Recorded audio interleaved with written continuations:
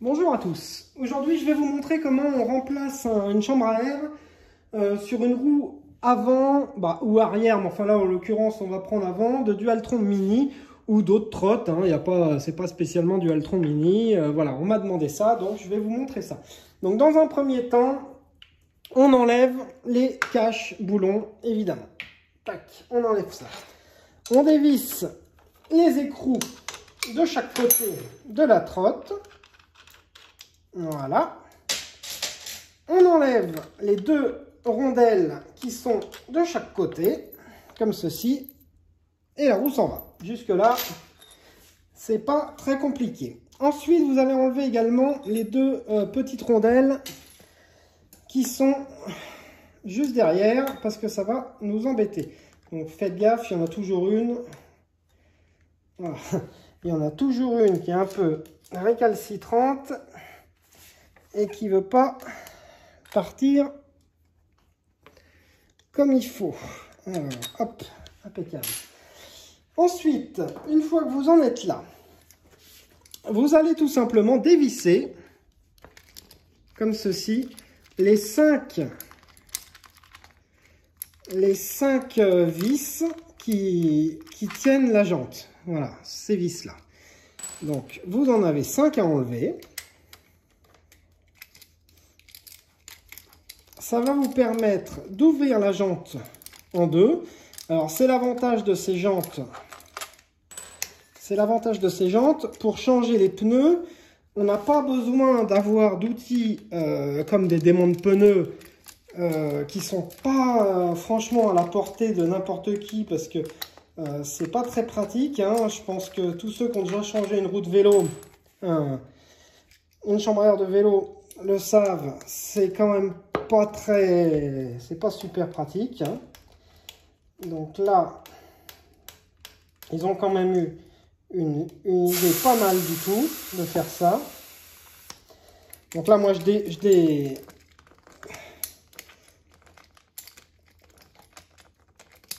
retire l'air de la chambre à air parce que moi, celle-là, elle est pas, c'est juste pour montrer, elle n'est pas crevée, elle a été remplacée déjà. Moi, j'ai crevé il y a une semaine, mais j'ai remplacé la chambre à air déjà.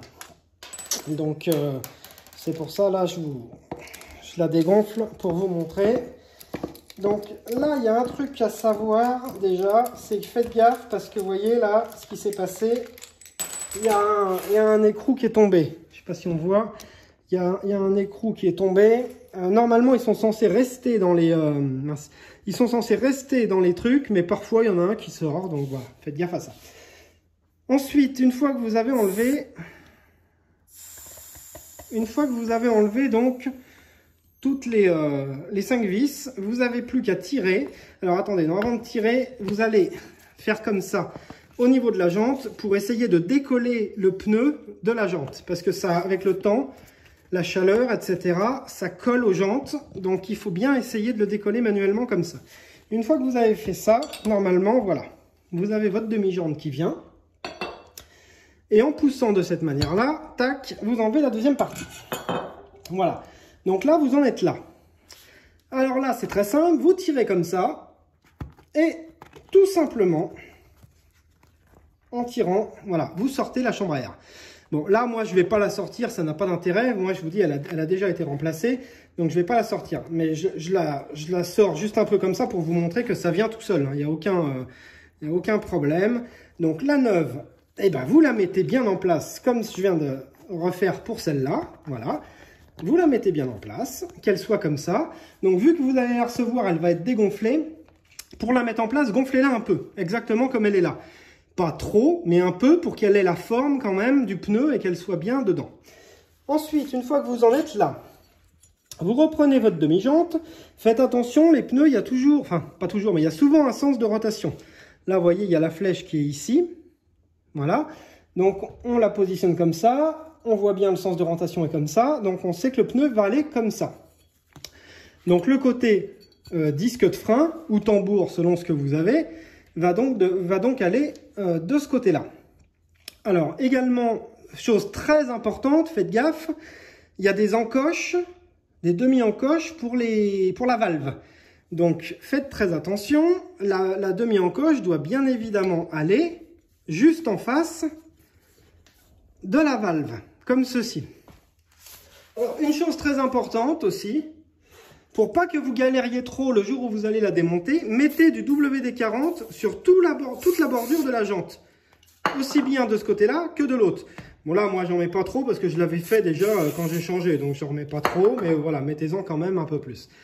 On remet bien, vous voyez bien le trou de la jante ici. Donc, remettez bien la jante de cette manière-là. Vous vérifiez bien que la demi-jante soit bien en face de la valve. On vérifie bien que tout est bon. Une fois qu'on voit que tout est bon, vous prenez la deuxième partie de la jante. Vous repérez donc le deuxième demi-trou de la valve qui est là. On met l'axe dans le trou. On fait attention donc à la fameuse demi-valve. On appuie. Et on appuie de manière à ce que voilà, les deux parties se collent bien. Voilà. Donc là, encore une fois, vaut mieux vérifier 36 fois que pas assez. Hein. Vérifiez bien que la valve elle soit bien où il faut par rapport au trou. Et une fois que vous pensez être pas mauvais, vous prenez une vis, vous la remettez dans le trou. Et vous revissez, alors au début pas trop, hein, c'est juste pour pas que ça bouge. Vous la revissez un petit peu. Voilà, au moins comme ça bouge pas. Je vous dis pourquoi ne pas la visser trop, parce qu'il faut surtout faire très attention que la chambre à air ne soit pas prise, ne soit pas pincée entre les deux parties de la jante là, vous voyez. Parce que si jamais elle est pincée entre les deux parties et que vous serrez comme des oufs, bah forcément vous allez faire un trou. Donc, pour ce faire, le mieux, c'est de gonfler la chambre à air, tout simplement. Vous gonflez un peu la chambre à air. Moi, là, elle était un peu gonflée, donc c'est pas la peine que je le fasse. Mais vous gonflez un peu la chambre à air. Ça permet qu'elle se tende et ça évite que vous la coinciez dans le truc. Ensuite, vous continuez à remettre les vis. Vous les mettez les unes après les autres. Sachant que pour resserrer, la deuxième que vous allez resserrer, dans l'idéal, il faut qu'elle soit en face de la première. C'est beaucoup mieux. Ça permet d'équilibrer la force de serrage de manière beaucoup plus intelligente. Donc vous mettez à peu près en face. Là j'avais serré celle-là, donc vous serrez la deuxième en soit celle-ci, hein, vu qu'il n'y en a pas pile en face. Donc là, hop, voilà, vous serrez celle-là. Ensuite, vous resserrez une, là du coup, bah, n'importe laquelle, par exemple celle-ci. Voilà. Vous resserrez celle-ci. Donc là, on est bon. Vous remettez la dernière. Faites gaffe, je vous dis, parfois les écrous, ils volent. Donc remettez bien l'écrou là. Dans ce cas-là, vous le tenez avec votre doigt, comme je fais là, de l'autre côté. Et vous serrez, de cette manière en le tenant. Une fois qu'il est pris en grippe sur la vis, il n'y a plus de problème. Voilà. Donc là, voilà, vous en êtes là. Une fois que vous avez vérifié qu'il y a effectivement aucun morceau de chambre à air qui est prise entre les deux parties de la jante, vous pouvez même appuyer un peu, la secouer, la branlouiller un peu. J'ai une vis qui n'est pas serrée. Pour vérifier que tout est, qu'il n'y a rien qui coince. Et une fois que c'est bon, vous allez pouvoir resserrer un peu plus les vis. Moi, ce que je fais, c'est qu'avant de la resserrer, je gonfle. Je préfère gonfler un peu avant pour être vraiment sûr qu'il n'y a pas de problème. Donc moi, je la gonfle à 2 bars.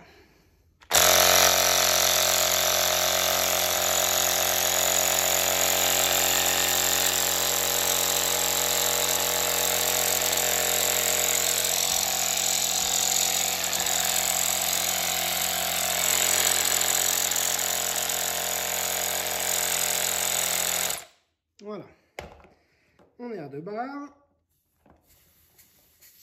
on enlève, de toute façon on perd toujours un peu en enlevant. Donc là on voit qu'effectivement, bah, visiblement il n'y a pas de problème, donc on peut fignoler le serrage. Donc vous resserrez les vis de manière un peu plus, on va dire, testostéroné cette fois, hein, vous les serrez bien. Voilà, il n'est quand même pas question que ça s'ouvre en roulant, hein, donc n'hésitez pas, sans pour autant quand même niquer les pas de vis, hein, faut pas exagérer, mais bon, j'ai pas de couple à donner au niveau de du serrage, mais serrer quand même, voilà, faut quand même, c'est une roue, hein, faut pas que ça se dévisse. Voilà, donc là, vous en êtes là. Donc là, on fait simplement machine arrière, on remet les rondelles de blocage, toujours les pattes, comment dire, pareil, c'est-à-dire que si celle de gauche est en haut, bah vous mettez celle de droite en haut aussi. Donc là, c'est pour ceux qui ont changé les roues par des 10, c'est les petites là qu'on met à l'intérieur, c'est les petites. Donc on replace la jante comme ceci, ça serait mieux si vous voyez. On replace la jambe comme ceci. On remet les deuxièmes rondelles, cette fois donc les grosses, ici. On remet les écrous. On remet les écrous. Donc là, évidemment, pour ceux qui ont les jantes avec les tambours de frein, hein, bah, vous avez remis bien sûr le tambour de frein dans la jante, tout comme c'était. Voilà. Là, on resserre les écrous, hop, on resserre bien, on remet les caches, et voilà. Tac. Voilà, votre roue a été remplacée, enfin votre chambre à air a été remplacée. Vous êtes parti pour des kilomètres. On remet également, j'ai oublié, le petit bouchon de la valve. Et voilà, c'est reparti. Merci beaucoup de m'avoir suivi en tout cas. Donc si vous avez d'autres questions ou que vous souhaitez qu'on fasse d'autres vidéos, bah, dites-le nous. J'attends de recevoir, pour ceux que ça va intéresser, je vous préviens, j'attends de recevoir la... comment ça s'appelle? Une coque de... alors c'est la flasque arrière en fait qui va sur le moteur, qui va permettre de fixer un disque de frein dessus. Voilà, donc en fait c'est les mêmes flasques qu'il y a sur la Thunder ou sur d'autres modèles, qui va permettre d'enlever la flasque là où il y a la mâchoire de frein en fait, et on va pouvoir fixer un disque à la place. Donc ça va permettre de fixer un disque à l'arrière de la trotte. Donc là, j'attends ça et j'attends une deuxième roue avant pour la trotte de ma femme, que je ferai sûrement une vidéo là-dessus pour montrer l'installation. Bon, il n'y a rien de compliqué, mais il y a quelques petites bricoles à voir. Voilà. Merci beaucoup, à bientôt. Et n'oubliez pas, abonnez-vous s'il vous plaît, un petit pouce, ça fait plaisir. Et voilà, merci à tous, salut.